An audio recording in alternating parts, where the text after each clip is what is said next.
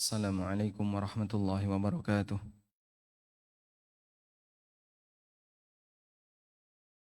Alhamdulillahi rabbil alamin.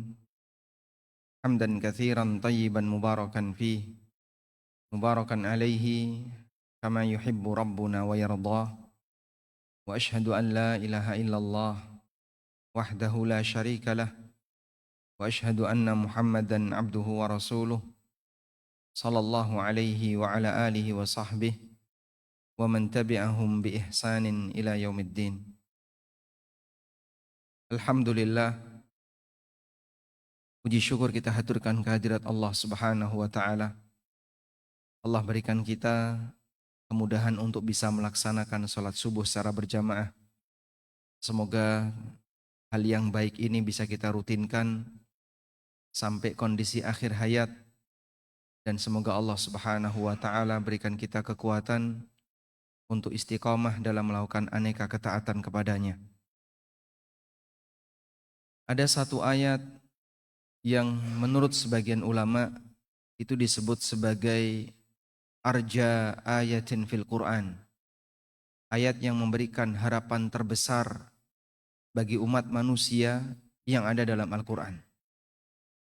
Ayat tadi dibaca oleh imam ketika sholat subuh. Pada rakaat yang pertama membaca surat apa tadi? Surat Asy-Syams. Rakaat kedua surat Ad-Duha. Di surat Ad-Duha Allah Subhanahu wa taala berfirman, "Wala saufa yu'tika rabbuka fatarda." Salah satu di antara janji yang Allah berikan kepada Nabi Muhammad sallallahu alaihi wasallam. "Wala saufa yu'tika rabbuka fatarda." Sungguh Rabbmu akan memberikan kepadamu sesuatu, fatarda, sampai membuat kamu ridho, sampai membuat kamu bahagia. Ada satu tafsir yang disampaikan oleh Al-Hafidz Ibnu Katsir rahimahullah. Kata beliau, wa qauluhu wala saufa yu'tika rabbuka fatarda. Mengenai firman Allah, wala saufa yu'tika rabbuka fatarda, ay fid daril akhirah. Maksudnya adalah ketika di akhirat. Yu'tihi hatta yurdihi fi ummati. Allah Subhanahu wa taala memberikan anugerah yang besar kepada Nabi sallallahu alaihi wasallam sampai beliau merasa ridho dengan kondisi umatnya. Wa fi ma a'addahu lahu minal karamah, termasuk juga balasan baik yang Allah berikan kepada beliau di hari kiamat kelak. Jadi maksudnya begini.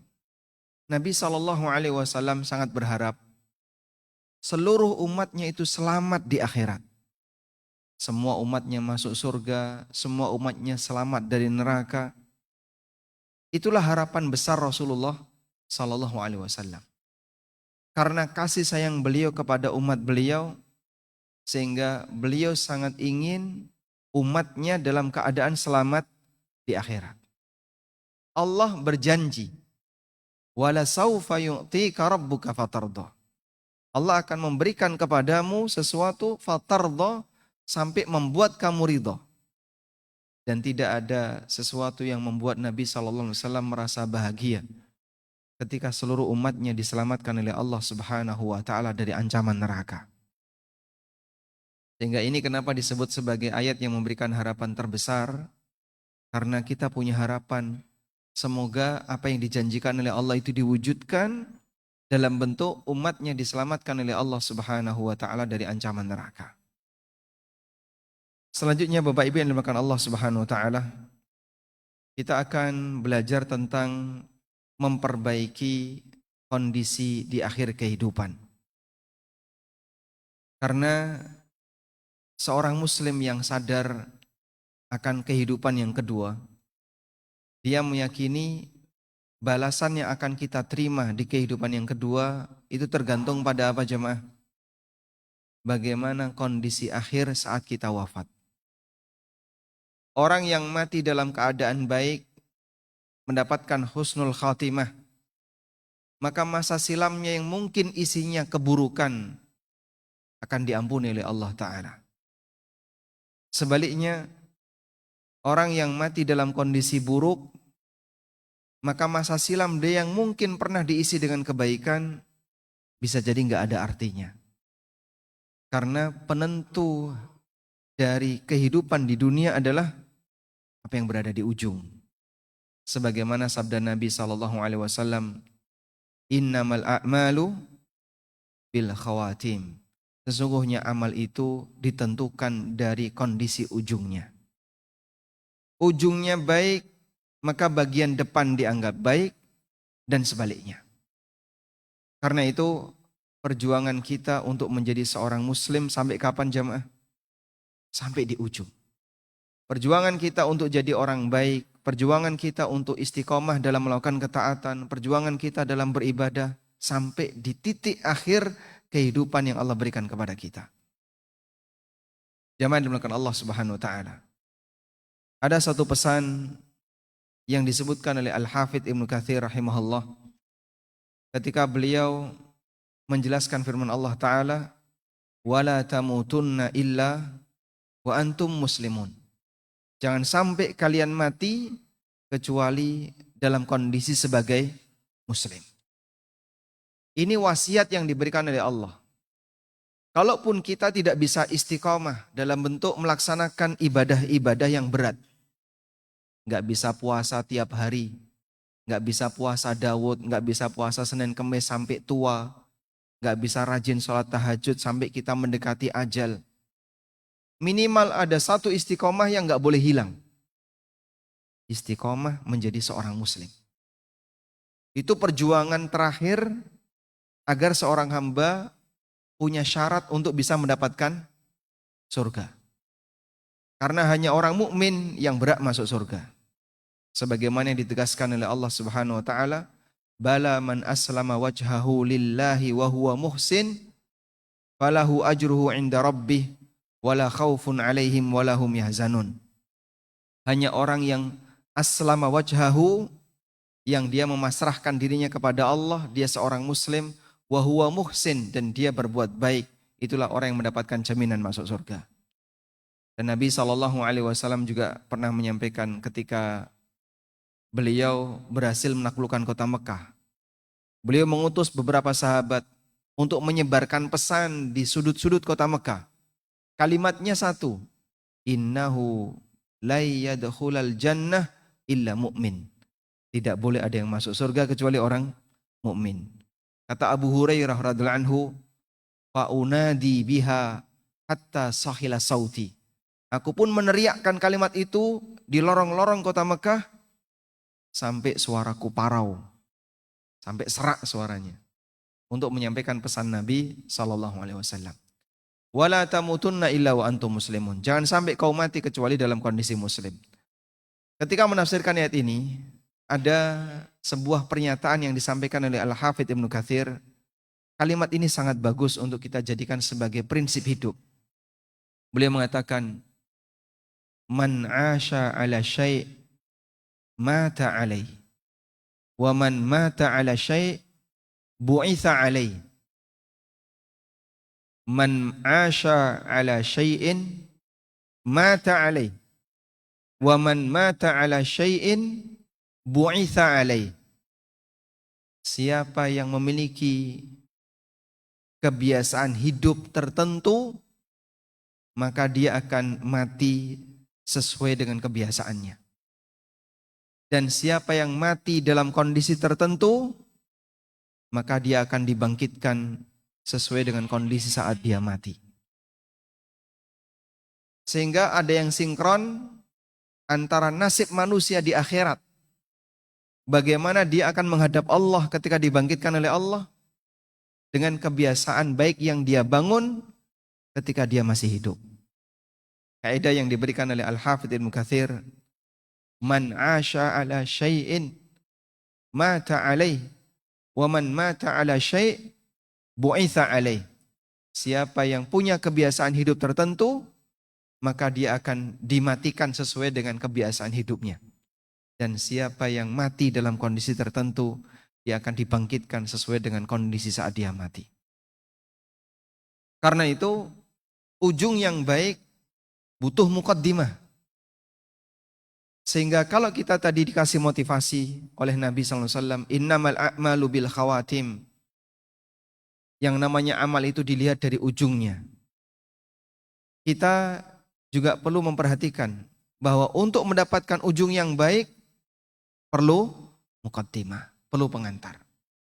Sebab Allah Subhanahu wa taala zat yang maha adil dan Allah Subhanahu wa taala akan memberikan balasan kepada hambanya sesuai dengan bagaimana seorang hamba itu beramal. Baik, sekarang kita akan lihat dulu berkaitan dengan ujung yang baik. Ujung yang baik, demikianlah perjuangan seorang muslim. Allah Subhanahu wa taala berfirman, "Wa'bud rabbaka hatta ya'tiyakal yaqin." Sembahlah Rabbmu, beribadalah kepada Rabbmu, jadilah hamba Allah yang baik hatta ya'tiyakal yaqin, sampai datang kepadamu al-yaqin. Sembahlah Rabbmu, wa'bud rabbaka hatta ya'tiyakal yaqin, sampai datang kepadamu al-yaqin. Apa makna al-yaqin? Ada perbedaan di kalangan masyarakat terkait makna al-yaqin. Yang satu pendapat yang benar, yang satu menyimpang. Saya dahulukan pendapat yang menyimpang. Sebagian ada yang memahami makna yakin ini adalah ketika seseorang sudah sampai pada tingkatan tertentu yang disebut dengan tingkatan ma'rifat. Sehingga dia punya pemahaman manusia itu bertingkat. Tingkatan yang paling dasar namanya tingkatan syariat. Siapa yang berada di tingkatan ini, maka dia wajib menjalankan syariat. Wajib sholat, wajib puasa, wajib jumatan, harus meninggalkan yang haram, dan seterusnya. Itu tingkatan apa? Syariat. Tingkatan yang paling rendah. Jadi orang yang komitmen dengan aturan itu dianggap tingkatan yang paling rendah. Atasnya thariqat. Dia naik untuk melakukan aneka riyadhah. Riyadhah yang dimaksud itu amalan tertentu. Lalu dia melakukan suluk, aneka suluk sesuai dengan yang dipesankan oleh gurunya.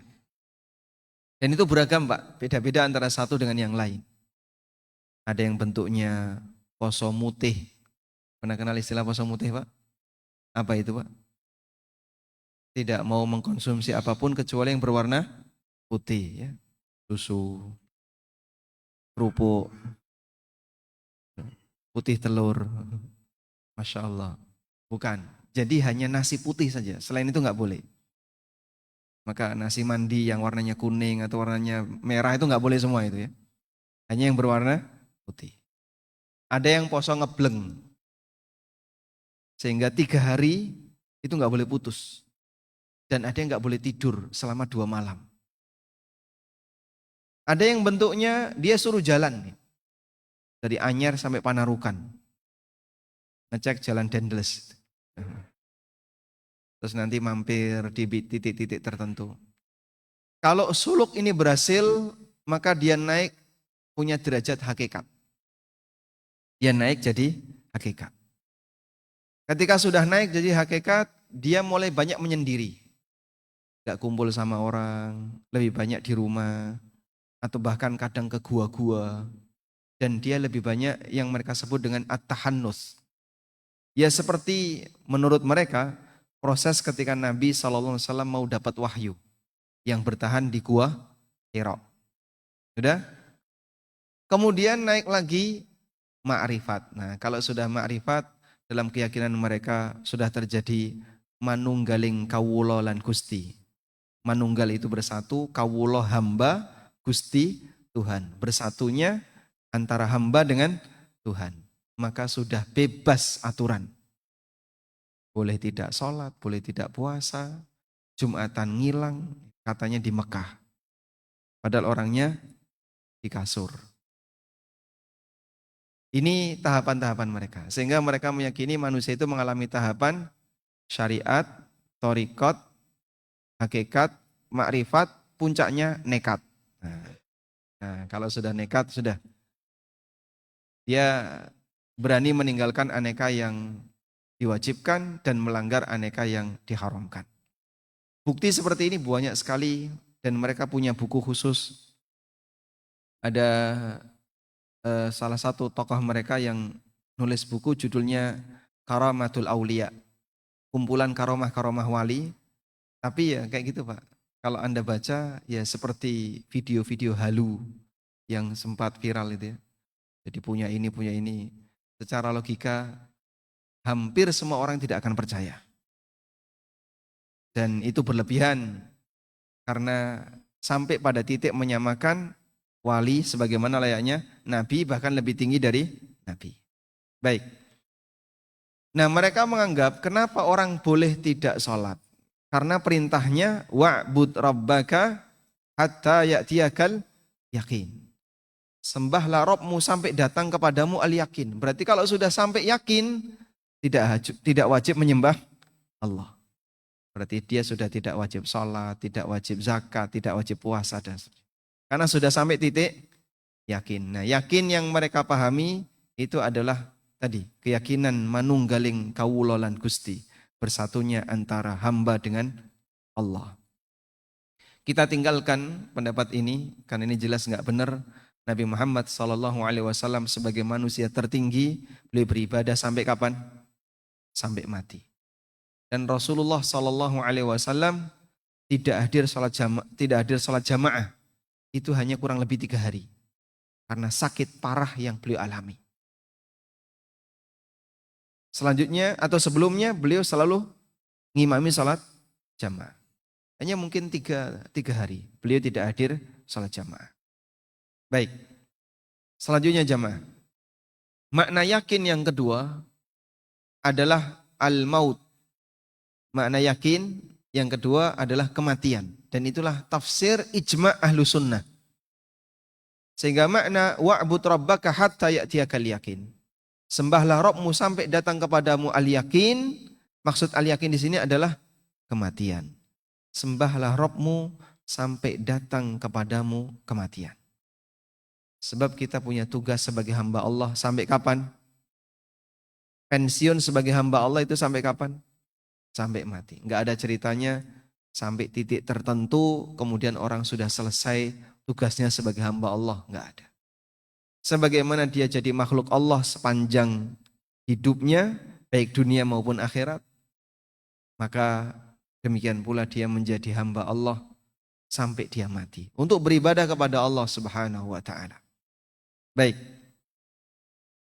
Dan Nabi SAW menyebutkan bahwa titik terakhir ketika seorang hamba itu masih berbuat taat kepada Allah, itu bagian dari anugerah yang diberikan oleh Allah kepadanya. Sebagaimana disebutkan dalam hadis riwayat Tirmidzi, Ahmad dan yang lainnya.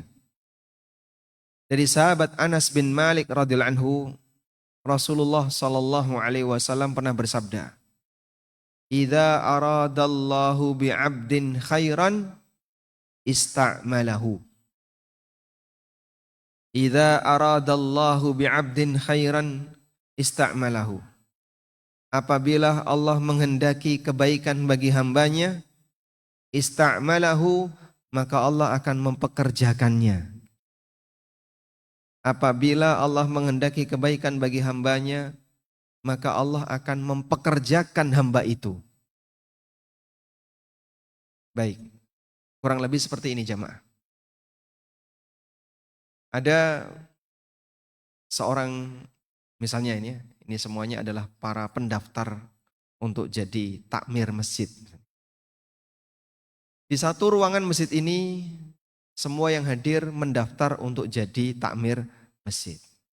Lalu ada tim seleksi yang akan menentukan siapa yang akan dipilih. Kira-kira jamaah, jika 90% yang ada di sini diterima, berarti sisanya 10% yang tidak diterima. Tim ini akan menseleksi dengan memilih yang mana, Pak? Yang terbaik. Kalau bukan yang terbaik, dia akan pilih orang yang dia mau kasih kebaikan. Misalnya, ini kasihan ya, pengangguran, dia butuh dana, dia butuh kerjaan, dia butuh ini, dia butuh. Ya sudahlah, saya terima. Sehingga dia diterima itu salah satu di antara tujuannya apa? Ingin memberikan kebaikan kepada yang bersangkutan. Daripada nanti dia pengangguran. Sudah? Maka kita bekerja untuk nanti mendapatkan balasan dari Allah. Ada nggak orang yang dijadikan oleh Allah pengangguran? Gak mau sholat, jauh dari ibadah, gak mau belajar agama, jauh dari nuansa ibadah dan ketaatan. Ada Pak? Banyak. Berarti mereka tidak diberi hidayah oleh Allah untuk dipekerjakan oleh Allah. Maka orang yang taat seperti Anda diterima di sebuah perusahaan yang itu akan memberikan gaji yang besar dan orang rebutan untuk mendapatkannya. Tapi nggak semua bisa dapat. Hanya yang dipilih yang boleh dapat. Gambaran yang diberikan oleh Nabi SAW seperti itu. Innallaha idza arada bi'abdin khairan. Ketika Allah menghendaki kebaikan bagi hambanya, ista'malahu, maka Allah akan mempekerjakan hamba itu. Jadi sebenarnya ketika seorang hamba itu berbuat ketaatan sampai di akhir hayatnya, atas kebaikan dari Allah yang Allah berikan kepadanya, itu anugerah bagi sang hamba. Ibaratnya begini Pak ya, kalau orang bekerja di tempat kerja yang bagus Pak, gajinya gede, tapi nggak dapat pensiunan. Menjelang pensiun gimana Pak? Sedih nggak? Ada yang sedih, wah nanti saya jadi kehilangan pekerjaan. Terus kayak kalau pensiun ngapain? Sementara saya nggak dikasih apa-apa, tapi di situ gajinya gede. Anggaplah sebulan 500 juta. Tapi sudah bersih ya, dan Bapak nanti pensiun di usia 50 tahun. Udah? Ketika dia bekerja, dia masih bisa menikmati hasil itu. Begitu mendekati 50 tahun, dia sudah ketar-ketir nih. Maka dia sudah berpikir, apa yang harus saya lakukan untuk tetap bisa bertahan mendapatkan penghasilan. Karena dia nggak ingin begitu di ujung putus kebaikan yang dia dapatkan.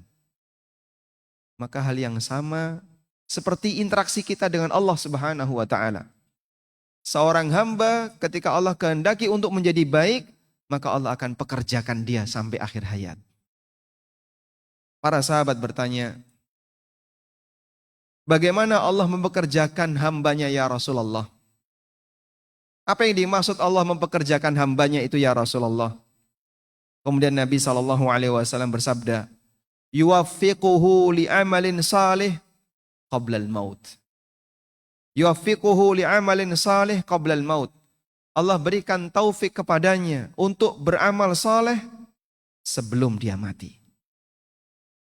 Sehingga dia dipekerjakan oleh Allah dengan diberi hidayah oleh Allah, diberi taufik oleh Allah, dia beramal sampai di ujung. Maka pensiunnya itu kematiannya. Sehingga dia mengakhiri hidupnya dengan apa? Menjadi hamba yang selalu komitmen di atas ketaatan kepada Allah Subhanahu wa taala. Ini gambaran yang diberikan oleh Nabi SAW bahwa nilai baik dan buruknya hamba tergantung dari ujungnya.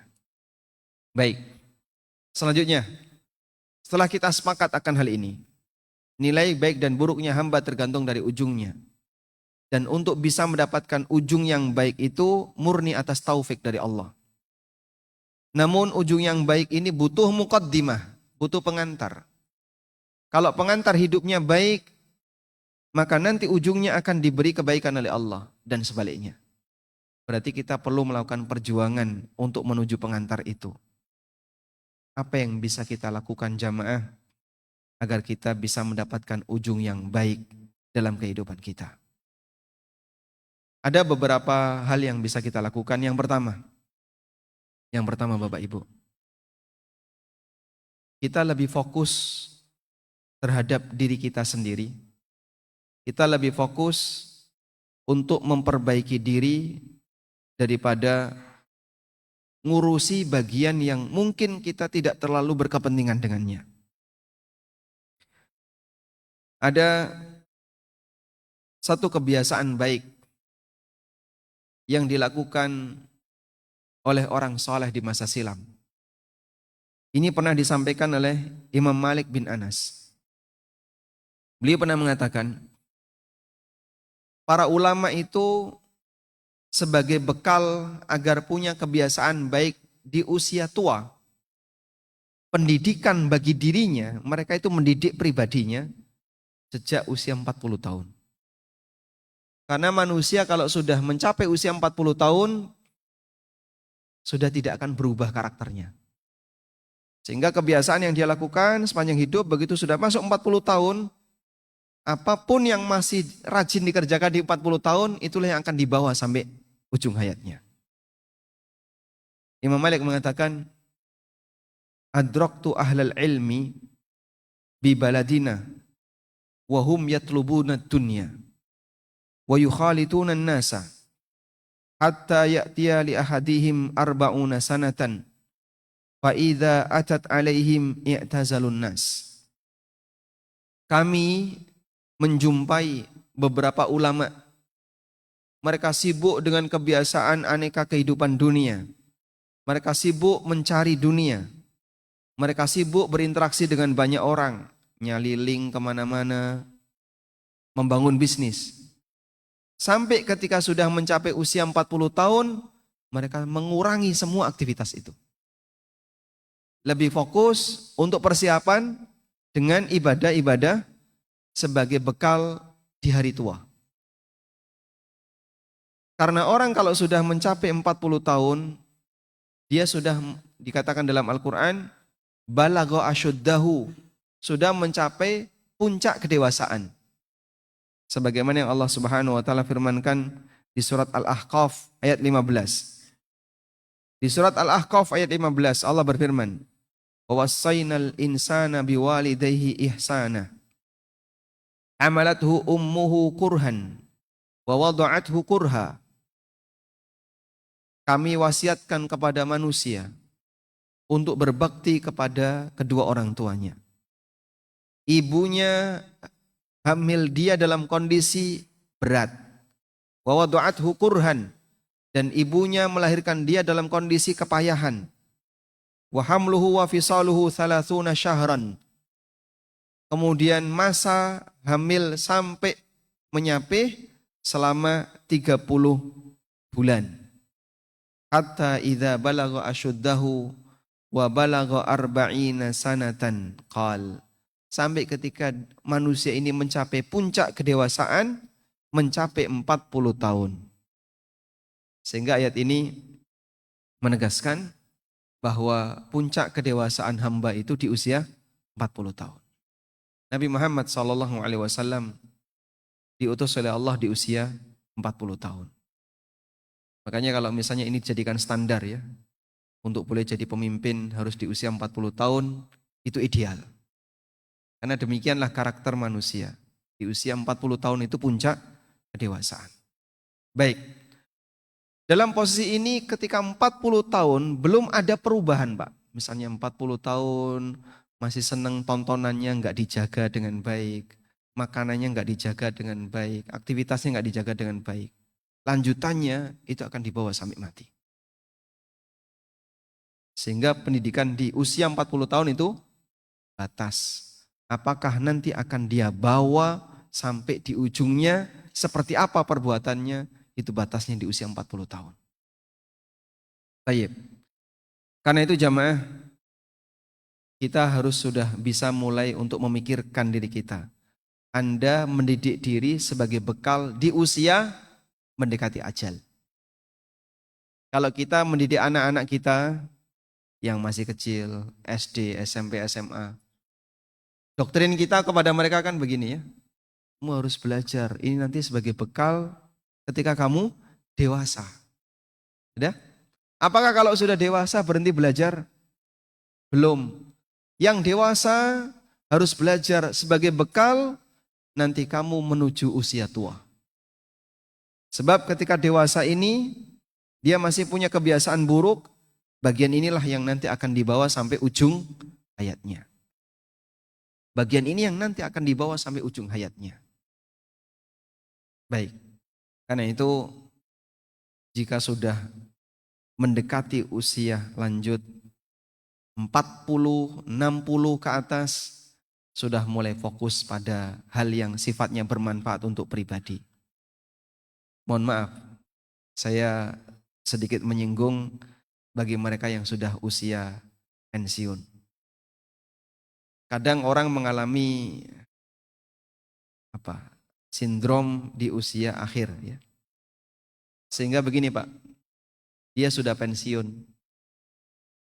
Dulu dia di kantor punya jabatan. Di instansi tempat dia kerja punya jabatan. Sekarang sudah nggak dipakai. Dia sudah nggak punya jabatan, bahkan pekerjaannya dia sudah berhenti. Di masyarakat mungkin dia sudah nggak dipakai. Nggak dipakai jadi ketua RT, nggak dipakai jadi ketua RW, bahkan penasihat PKK pun nggak dipakai. Sudah?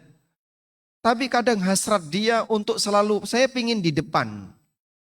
Saya pingin jadi pemegang keputusan dan seterusnya. Itu belum hilang.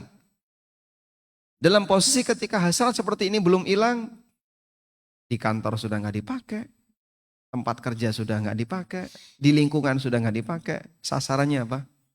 Masjid. Sehingga pokoknya saya harus jadi ini saja. Ada kayak gitu Pak? Nggak ada ya? Masya Allah. Baik. Ada yang seperti itu. Sehingga kadang ada orang yang dia pengen selalu gimana caranya agar saya selalu di depan, agar saya selalu menjadi pemimpin dan seterusnya. Nah barangkali kita perlu berpikir, apa manfaatnya? Sehingga kita harus rebutan untuk berada di depan. Suaranya harus selalu didengar. Barangkali kita perlu berpikir, gesekan-gesekan semacam ini perlu diakhiri. Karena sebentar lagi kita mau pulang menuju Allah Ta'ala selamanya dan tidak akan balik. Maka jangan nambahi beban dengan memperbanyak gesekan. Sebab gesekan itu pasti akan menimbulkan dosa. Sehingga mulailah untuk berpikir, saya lebih dari sebatas orang dewasa.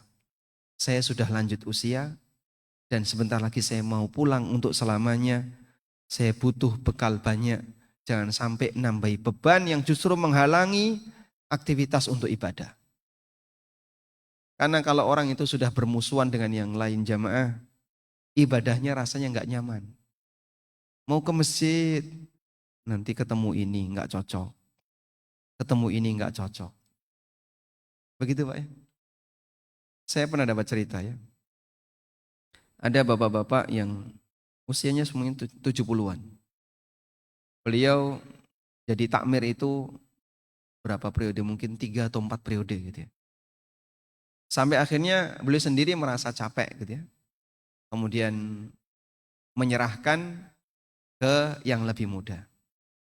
Sudah, akhirnya diputuskan dalam rapat, ketua takmir diganti. Begitu beliau diganti, ternyata memberikan efek perasaan. Ngilang dari masjid Pak.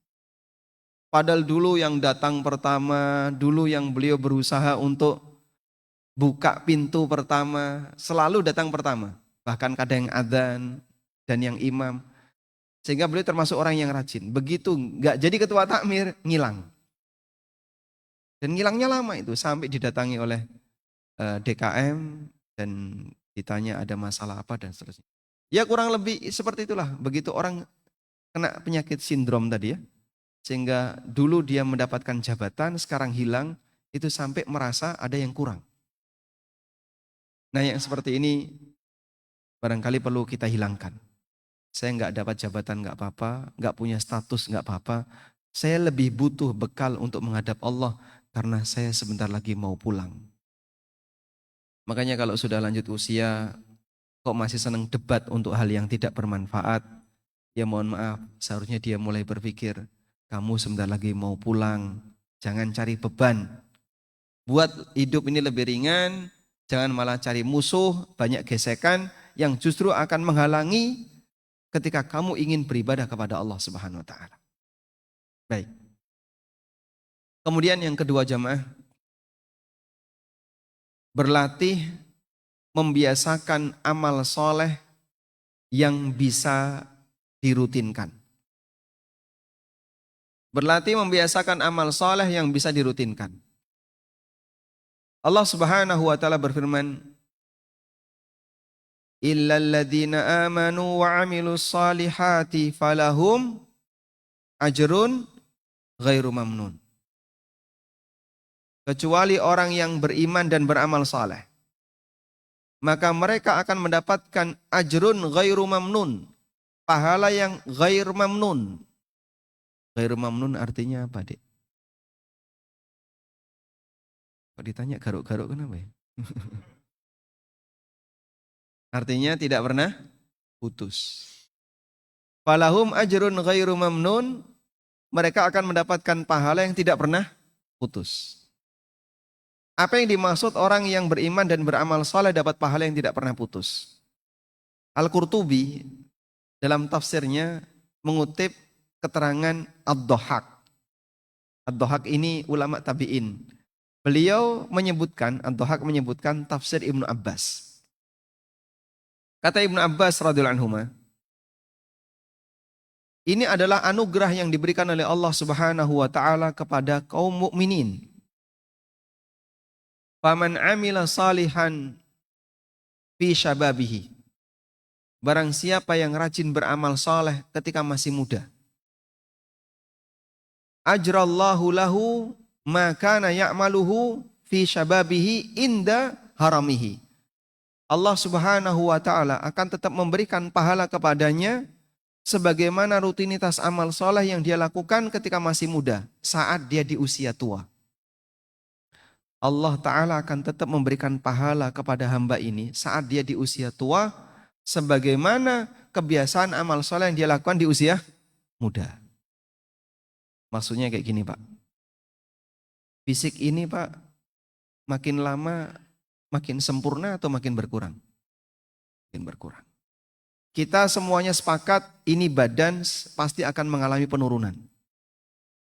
Dengkul yang sekarang masih bisa kita pakai untuk rukuk, sujud, ditekuk masih nyaman, Pak. Sekarang akan ada waktunya nggak bisa ditekuk. Pinggang yang sekarang masih normal, Anda bisa sujud dengan meletakkan muka di tanah sejajar dengan kaki. Karena masih bisa berfungsi. Akan ada waktunya di mana fisik ini nggak bisa berfungsi. Sehingga diajak ke masjid nggak bisa. Diajak sholat nggak bisa dengan sempurna. Nggak bisa rukuk sujud, bisanya di atas kursi. Yang dulu ketika masih muda, masih bisa diajak untuk berpuasa. Di usia lanjut, puasa rasanya berat. Saya kalau puasa, sudah begitu duhur itu demam. Saya pernah dapat, ada bapak-bapak usia 60-an ya. Beliau kalau puasa, asar ke atas itu badannya gergesi, Pak, demam. Terus gimana? Sampai pada titik tertentu dia nggak sanggup puasa. Maka pada kondisi ketika badan ini sudah nggak bisa diajak untuk melakukan ketaatan, nggak bisa diajak ke masjid, nggak bisa diajak puasa, nggak bisa diajak ini, Allah tetap memberikan pahala sebagaimana kebiasaan dia di usia muda. Walaupun dia tidak beramal. Sesuai dengan apa? Amal soleh yang menjadi kebiasaannya ketika di usia muda. Makanya ibadah, kalau ada orang bilang ya, olahraga itu tabungan kesehatan di hari tua, ibadah itu tabungan ketaatan di hari tua. Sehingga kalau Bapak punya beberapa amal rutin ya, rutin misalnya sholat tahajud, rutin duha, rutin puasa Senin Kemis, rutin-rutin yang lain. Sudah? Sampai titik tertentu kita nggak bisa, sudah Pak, saya sudah nggak sanggup lagi, badan sudah nggak bisa diajak untuk itu. Ke masjid saja nggak bisa. Maka yang dulu menjadi rutinitas dia, pahalanya tetap mengalir. Falahum ajrun ghairu mamnun. Allah memberikan kepadanya pahala yang tidak pernah putus. Baik, selanjutnya yang terakhir.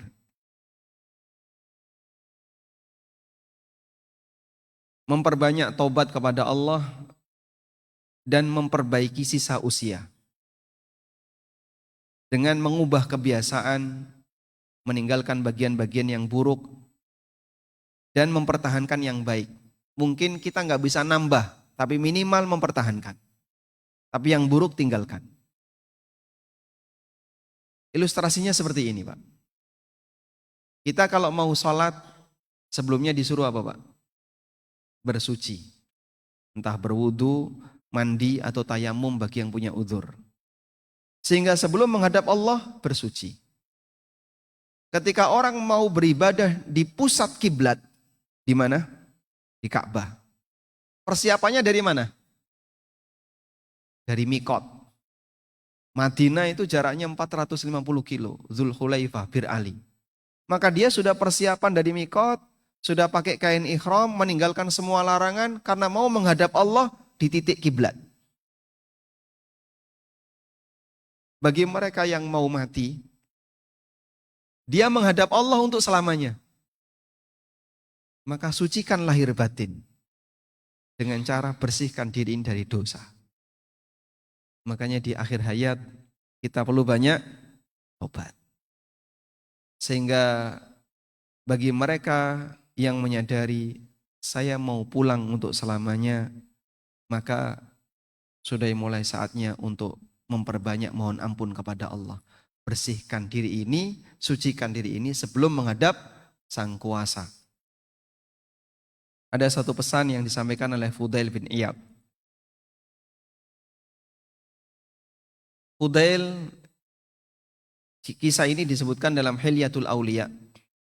Fudail bin Iyad ketemu dengan seseorang, kemudian Fudail bertanya, "Kam ata alaika minas sanah?" Berapa usia bapak? Orang ini menjawab, "Situna sanatan, 60 tahun." Lalu Fudail mengatakan, "Anta tasiru ila rabbika sittina sanatan, tushiku an tablugha." Bapak melakukan perjalanan menuju Allah selama 60 tahun, sebentar lagi mau sampai. Berapa usianya, Pak? 40 tahun. Anda melakukan perjalanan selama 40 tahun. Sampainya kapan? Wallahu a'lam. Kita nggak tahu sisa usia kita berapa. Tapi siapapun yang diberi usia oleh Allah, hakikatnya dia melakukan perjalanan menuju Allah. Dan mohon disadari yang usianya sudah lanjut, sebentar lagi mau sampai. Spontan orang itu kemudian mengucapkan, "Inna lillahi wa inna ilaihi raji'un." Lalu Fudail tanya, "Ta'rif ma makna?" Tahukah kamu apa makna inna lillahi wa inna ilaihi raji'un? Inna lillah, kita ini milik Allah. Wa inna ilaihi abidun, maka kita wajib hanya menyembah kepada Allah. Karena kita ini milik Allah. Wa inna ilaihi raji'un, dan kita akan kembali kepada Allah. Fa inna mauqufuna indahu, maka kita akan berdiri di hadapan Allah. Wa inna mas'uluna indah, dan kita akan ditanya oleh Allah. Fal yu'id lil mas'alati jawaban. Kita akan kembali kepada Allah dan kita akan dihisap oleh Allah dan kita akan ditanya oleh Allah, maka persiapkanlah jawaban untuk pertanyaan Allah. Orang itu makin ketakutan. Lalu beliau bertanya, "Famal hilah?" Terus gimana caranya agar saya bisa selamat ketika menghadap Allah? Fudail kemudian menyampaikan sebuah pesan. Anda bisa catat pesan ini ya.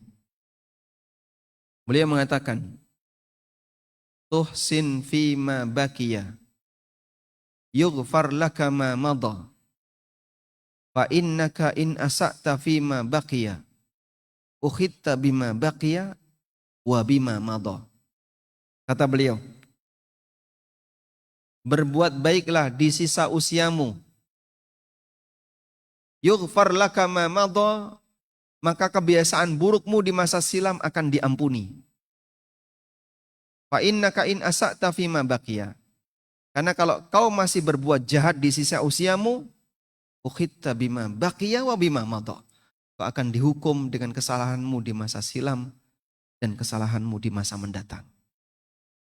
Diakumulasi. Tapi kalau di bagian akhir baik, yang dulu akan diampuni. Wallahu a'lam. Walhamdulillahirabbil alamin. Demikian yang bisa kita sampaikan. Semoga bermanfaat. Wassallallahu ala nabiyyina Muhammadin wa ala alihi wa sahbihi wasallam.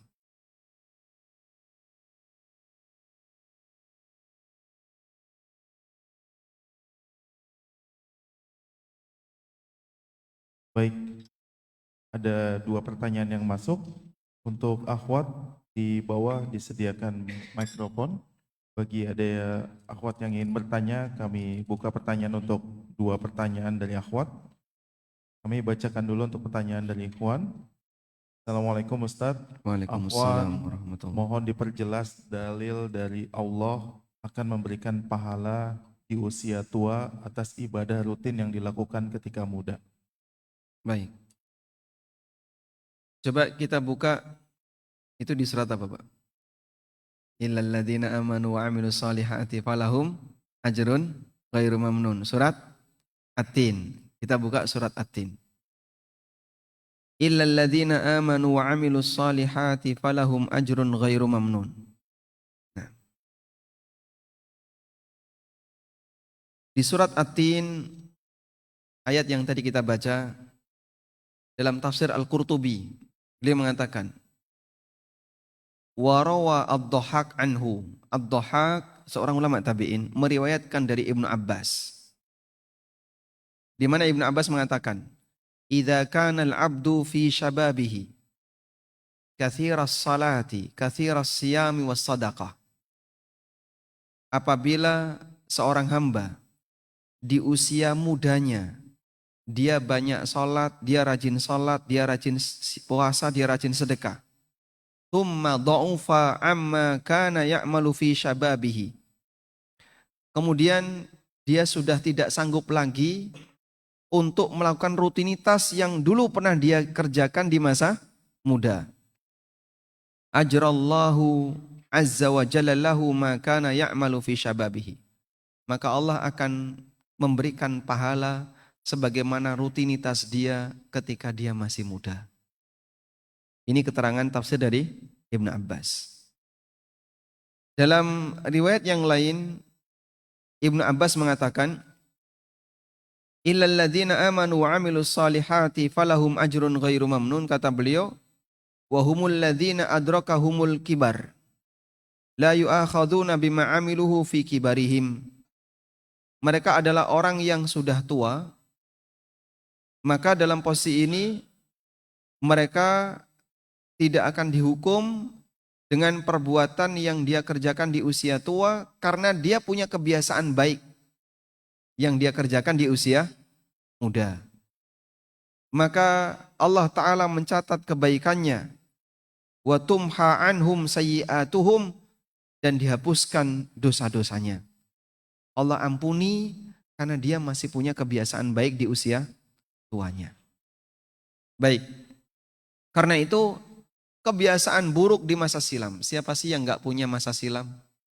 Saya punya masa silam yang Bapak Ibu gak ketahui. Anda punya masa silam yang tidak diketahui oleh orang lain. Dan mungkin di antara kita punya masa silam yang kelam. Tapi mungkin tidak lebih gelap dibandingkan masa silamnya sahabat.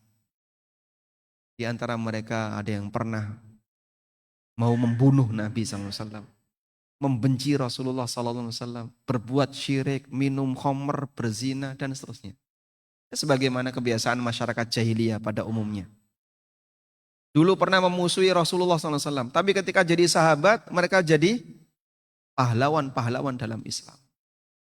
Oleh karena itu, kita tidak sedang larut dengan masa silam. Semua punya masa silam. Tapi kita sedang memikirkan bagaimana kondisi masa mendatang dan perjuangan sampai di ujung usia. Dan demikianlah pesan yang diberikan oleh Ibnu Abbas. Kalau orang punya aktivitas baik di masa muda, sampai pada titik tertentu dia nggak sanggup lagi melakukannya karena sakit disebabkan usia, pahalanya tetap mengalir.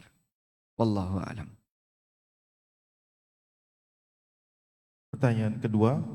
Assalamualaikum warahmatullahi wabarakatuh. Waalaikumsalam Semoga Allah warahmatullahi selalu wabarakatuh. merahmati Ustadz dan seluruh umat muslim. Bagaimana cara taubat yang benar? Apa hanya dilakukan kalau ingat dosa saja atau bisa setiap saat? Yang kedua, apakah sholat khusus taubat itu ada? Bagaimana cara tobat ketika berdosa? Apakah hanya dilakukan saat ingat dosa saja? Perintah taubat yang Allah sebutkan dalam Al-Quran yang sempurna adalah taubat nasuha. Ya ayyuhalladzina amanu tubu ilallahi taubatan nasuha. Wahai orang yang beriman, bertobatlah kepada Allah dengan taubat nasuha. Taubat nasuha adalah taubat yang menyebabkan pelakunya punya tekad kuat untuk tidak kembali melakukan perbuatan maksiat itu. Dia menyesali perbuatan maksiat itu dan bertekad untuk tidak melakukannya kembali. Demikianlah kunci dari taubat nasuha. Nah, tentu saja penyesalan itu muncul karena dia teringat dengan dosa yang dia lakukan. Kalau kemudian sifatnya global, mungkin penyesalan itu tidak timbul. Tapi kalau teringat misalnya, kenapa dulu saya pernah melakukan ini? Kenapa pernah melakukan ini? Contoh sederhana. Setelah dia paham tentang bahaya riba, paham tentang dosa riba, dia teringat dulu saya pernah transaksi riba. Saya pernah berbuat riba dan seterusnya. Saya pernah bermuamalah riba. Terus dia nyesal banget. Saya menyesal sekali kenapa dulu saya seperti itu. Lalu dia berkomitmen tidak akan kembali lagi ke sana, tidak akan melakukan praktek transaksi riba. Itulah taubat nasuha. Sehingga dia tinggalkan semua riba dan dia berkomitmen tidak akan kembali ke sana. Nah, kalau kemudian dia tidak ingat akan jenis dosanya, mungkin dia tidak akan ada unsur penyesalan. Meskipun ada juga taubat yang sifatnya umum. Misalnya kita rajin membaca istighfar. Rabbighfirli wa tub alayya innaka antat tawwabur rahim.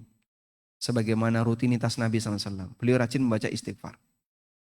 Terutama pasca turunnya surat An-Nasr. Idza jaa nasrullahi wal fath. Di bagian akhir Allah Ta'ala berfirman, fasabbih bihamdi rabbika wastaghfir. Innahu kana tawwaba. Sehingga ada yang modelnya kita perlu ingat detail dosa-dosa yang pernah kita kerjakan. Dan kita mohon ampun kepada Allah, menampakkan penyesalan terhadap dosa itu. Dan ada yang sifatnya taubat global untuk semua dosa yang pernah kita lakukan. Ada satu doa yang sangat bagus ya, yang mungkin Bapak Ibu bisa baca. Doa ini disebutkan dalam sifat sholat Nabi SAW di bagian akhir tentang doa menjelang salam.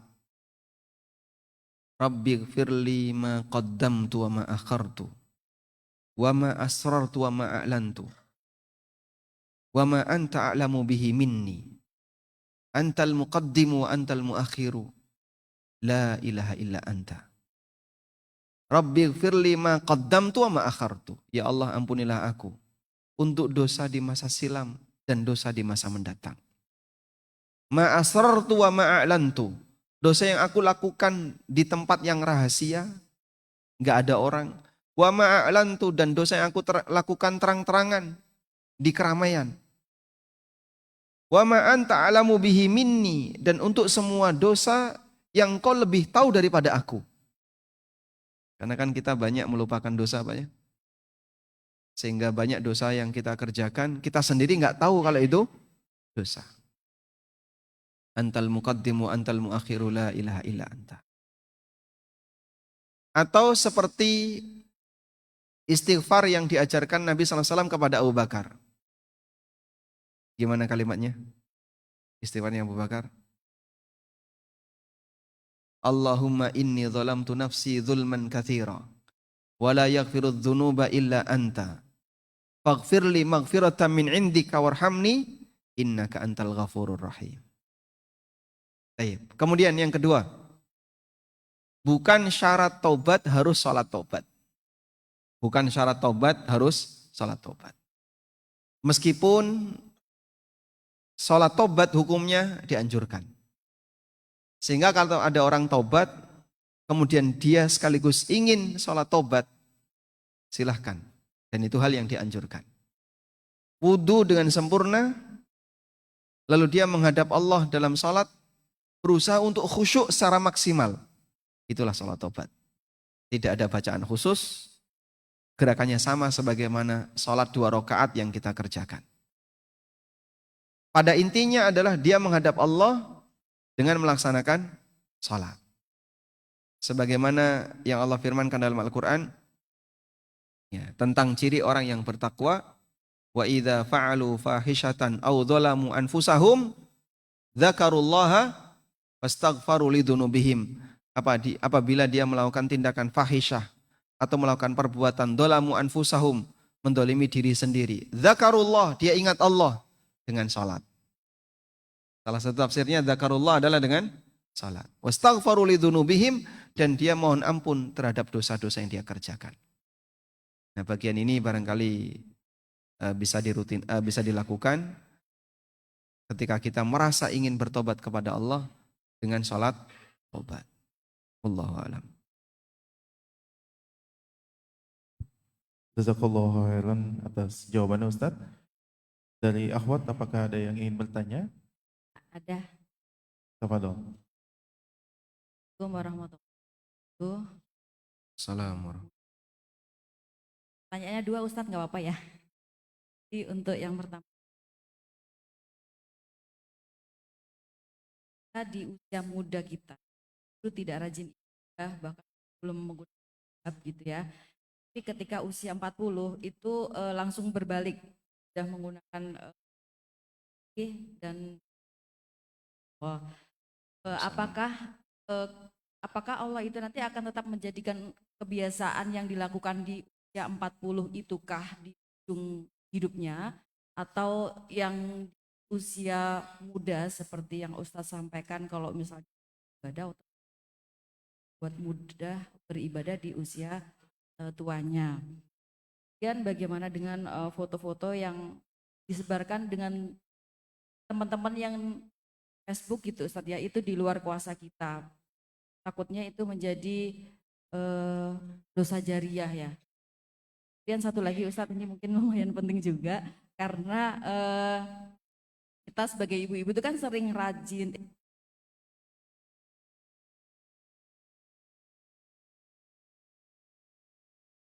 Suaranya putus ya. Yang kedua, Bisa diulang Bu yang kedua?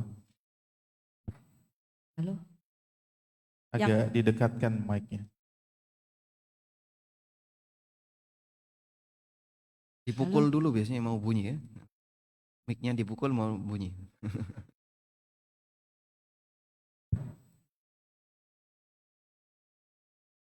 Kedua Ustadz,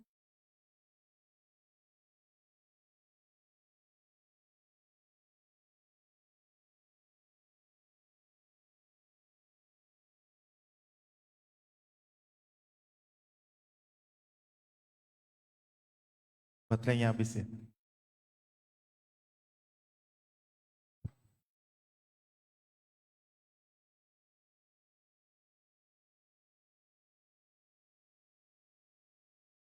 Baik, kita coba bahas yang pertama dulu ya. Kalau ada orang yang dulu ketika masih muda, dia jauh dari agama. Bahkan waliyadzubillah, aneka kemaksiatan mungkin dia lakukan. Lalu walhamdulillah di bagian akhir dari hidupnya Allah kasih hidayah, kemudian dia berubah. Sekarang sudah mulai banyak melakukan ketaatan, mengikuti sunnah, rajin belajar agama dan seterusnya. Selanjutnya beliau mempertanyakan nanti di ujung usianya itu bagaimana? Amal mana yang akan dipilih oleh Allah untuk menjadi bagian ujungnya? Kita husnudzon kepada Allah. Pertama, saat Anda diberi hidayah, jadikan itu sebagai nikmat terbesar. Walhamdulillah, dengan selalu mensyukuri Allah. Alhamdulillah saya dikasih hidayah, alhamdulillah saya dikasih hidayah. Karena kita tahu bahwasanya dengan syukur Allah akan menambahkan nikmat. Jangan sampai melupakan nikmat hidayah. Kalau kita ingin agar hidayah itu tetap bertahan pada diri kita. Sehingga sadarilah bahwasanya bisa bergabung di komunitas, mau belajar agama, dekat dengan orang-orang yang mau memperhatikan agama, itu adalah nikmat dari Allah. Ada beberapa kejadian di mana orang yang dulunya berilmu tapi di akhir hayatnya dia ateis, menyimpang. Seperti Abdullah Al-Qasimi. Dia menulis sebuah buku, yang buku itu sampai dikatakan oleh para ulama, laqad ishtara bi kitabil jannah. Orang ini telah membeli surga, dibayar pakai bukunya. Bukunya bagus sekali, judulnya As-Sira' Bainal Islam wal Wathaniyah. Perhelatan antara Islam dengan ajaran paganisme. Dan buku itu sering jadi referensi dalam kajian-kajian tauhid. Tapi di akhir hayatnya Abdullah Al-Qasimi ini ateis, matinya ateis. Syekh bin Baz pernah ditanya, kok bisa ada orang seperti itu? Lalu beliau memberikan kesimpulan, bisa jadi dia tidak mensyukuri hidayah. Lalu Allah cabut hidayah itu.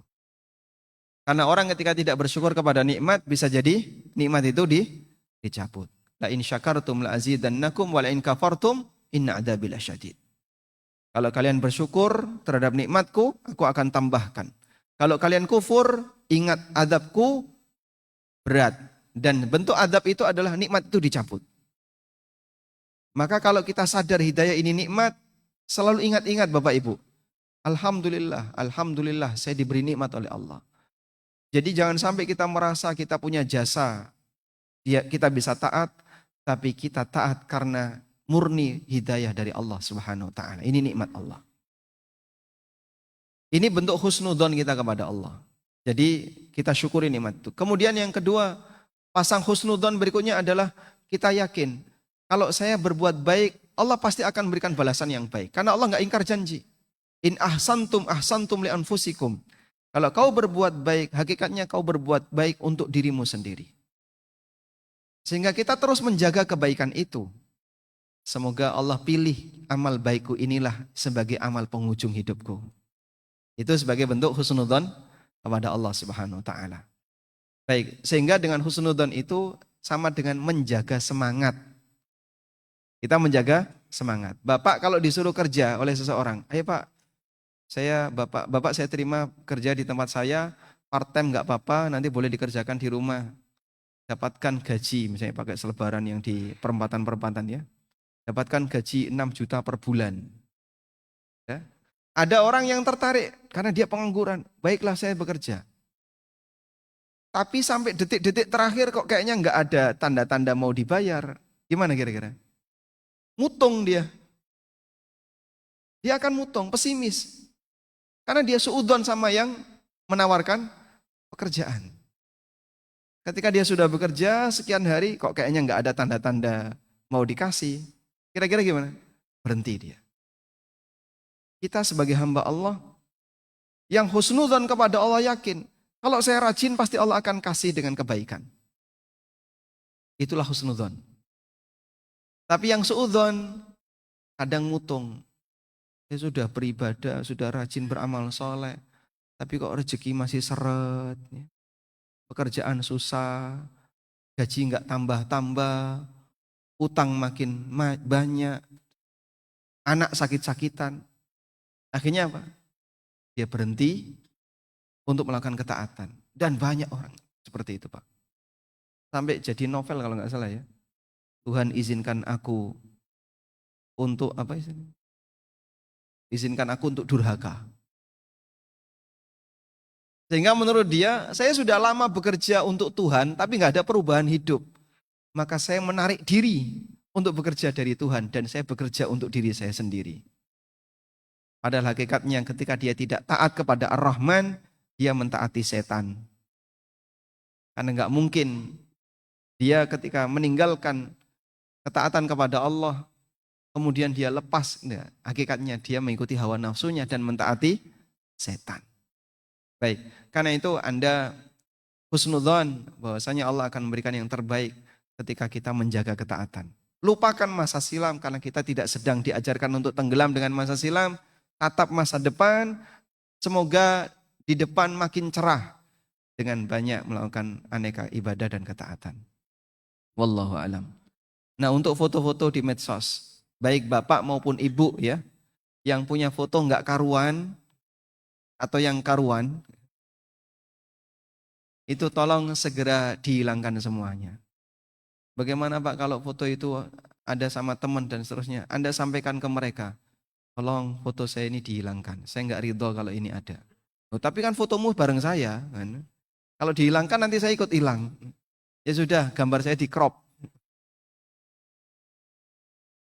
Kalau tinggal kamu kan terserah kamu, tapi saya nggak ridho kalau foto itu disebarkan.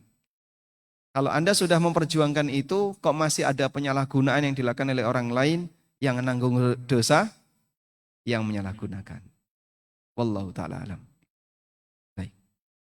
Cukup. Sambungan yang tadi. Iya, Terakhir ya Bu. ya. Jadi ini terkait mungkin saya terutama ya, ke ibu-ibu yang lain, bagaimana hukumnya kita itu belanja di pasar yang sekarang itu banyak beredar di pinggiran jalan atau bagian jalan. Apakah itu hukumnya halal atau haram ya Ustadz? Karena kan cara tidak langsung ya, karena pasarnya itu memang di jalanan itu, walaupun nggak di tengah, tapi kan sudah makan badan jalan gitu. Mungkin kadang juga ada yang jualan buah di pickup itu kan dia juga dibanyakan bagian jalan gitu ya. Apakah kita halal gitu ya untuk belanja atau beli di jalanan? Waalaikumsalam warahmatullahi wabarakatuh. Secara aturan boleh nggak Pak? Nggak boleh. Nggak boleh, tapi kita semuanya mendukung ya. Karena kan banyak orang yang berpikir daripada saya ke pasar yang jauh, nah ini di depan rumah, dekat rumah ada kan gitu. Sehingga dia sendiri juga nggak mempermasalahkan, pemerintah juga kadang tidak mempermasalahkan. Dipermasalahkan nggak sama pemerintah? Tidak, ditindak nggak ya? Dibiarin aja. Baik, jadi kata kuncinya begini. Wilayah yang itu menjadi tempat umum, ada 3 hal yang perlu kita bedakan. Memiliki, menguasai, memanfaatkan. Memiliki, menguasai, memanfaatkan. Saya punya buku judulnya Pasar Muslim dan Dunia Makelar. Itu membahas tentang apa hukum pasar di trotoar, pasar di pinggir-pinggir jalan termasuk Car Free Day. Gak cuma di tengah sampai di tengah, gak cuma di pinggir ya, sampai di tengah. Itu boleh atau tidak? Maka bedakan 3 ini. Memiliki, menguasai, memanfaatkan. Untuk fasilitas umum yang boleh hanya memanfaatkan. Anda berjalan di mobil atau menggunakan mobil di jalan ya. Anda menggunakan mobil di jalan itu yang mana? Memanfaatkan. Sebagaimana yang lain juga turut memanfaatkan. Tapi kalau parkir di tengah jalan menguasai, apalagi dipasangi balkon misalnya. Wah, ini untuk tempat parkir saya. Padahal itu di jalan. Di depan rumah, kasih balkon, ya, kasih tenda untuk tempat parkir kendaraannya. Itu menguasai. Kalau memiliki lebih parah lagi, bahkan dia sampai jual segala. Ya? Dan pelanggaran seperti ini banyak di masyarakat. Pertama yang memiliki. Kadang ada fasilitas negara dijual Pak. Mohon maaf Pak ya, rumah dinas dijual ada nggak Pak? Hah? Padahal boleh nggak itu dijual Pak? Tapi itu sudah jadi budaya ya Pak. Nah budaya buruk kenapa dilestarikan? Kalau kita sepakat itu pelanggaran, seharusnya kan kita tinggalkan. Bukan malah dilestarikan. Masalah misalnya ya ganti kompensasi karena sudah perbaikan dan seterusnya. Itu mungkin bisa ditransaksikan bagian itu. Tapi lebih dari itu nggak boleh. Karena ini milik negara, milik umum. Anda memiliki nggak boleh. Dan bagian dari memiliki adalah menjual. Yang kedua menguasai. Ini juga nggak boleh. Mohon maaf, contohnya mereka yang pasang tenda untuk jualan di trotoar. Ya. Sampai itu sudah ada patok-patoknya. Gitu ya. Sehingga setiap sore dia datang langsung tinggal masang bambu-bambu atau besi-besi, patok-patok selesai. Gitu. Patoknya itu nggak dihilangin. Ini menguasai ini. Sampai sekian bagian dari trotoar hilang. Karena dipakai warung tenda. Kayak gitu ya. Nah penguasaan seperti ini tidak boleh. Ya? Yang ketiga memanfaatkan, ini boleh. Nah, menjual di pinggir jalan itu terhitung menguasai atau memanfaatkan, tergantung dari kebijakan pemerintah. Kalau sifatnya hanya memanfaatkan, boleh. Apa Pak dasarnya? Ibnu Qudamah pernah membahas ini, beliau menyebutkan, sudah menjadi tradisi kaum muslimin sejak masa silam, di mana mereka melakukan praktek itu diridhoi oleh semua, baik awamnya maupun ulamanya. Antara Masjidil Haram dengan hotel itu penuh dengan pasar. Itu dari dulu. Kalau dulu kan mungkin hotelnya tidak seperti kita ya. Tapi di kota Mekah sudah banyak bangunan-bangunan yang disewakan dulu. Sehingga mereka kalau datang dari luar kota, kemudian haji atau umroh, maka di lorong-lorong jalan kota Mekah itu banyak penjual-penjual. Kata Ibnu Qudamah, awamnya maupun ulamanya semuanya tahu. Dan mereka membiarkan. Maka itu jadi uruf masyarakat bahwa menjual seperti ini hanya tidak masuk kategori menguasai, tapi sifatnya memanfaatkan. Ya meskipun nanti jadinya menggeser sebagian hak pejalan kaki. Cuman kan pejalan kaki juga merasa nyaman dengan itu, sehingga saat pulang ke hotel lihat kok ada 10 real ya. Baju 10 real, Masya Allah. Dan dia menikmati karena mau dipakai oleh-oleh. Iya Pak. Yang mahal kan nggak kuat dia. Nggak cari yang 10 real ya. Wallahu alam. Baik, mungkin itu yang bisa kita sampaikan. Semoga bermanfaat. Wassallallahu ala nabiyyina Muhammadin wa ala alihi wa sahbihi wa sallam. Wa akhiru da'wana anil hamdulillahi rabbil alamin. Wassalamualaikum warahmatullahi wabarakatuh. Waalaikumsalam warahmatullahi wabarakatuh. Alhamdulillah, jazakallah khair Ustadz atas materi yang disampaikan. Mari kita tutup dengan doa kafaratul masjid. Subhanakallahumma wa bihamdika asyhadu an la ilaha illa anta astaghfiruka wa atubu ilaik. Assalamualaikum warahmatullahi wabarakatuh.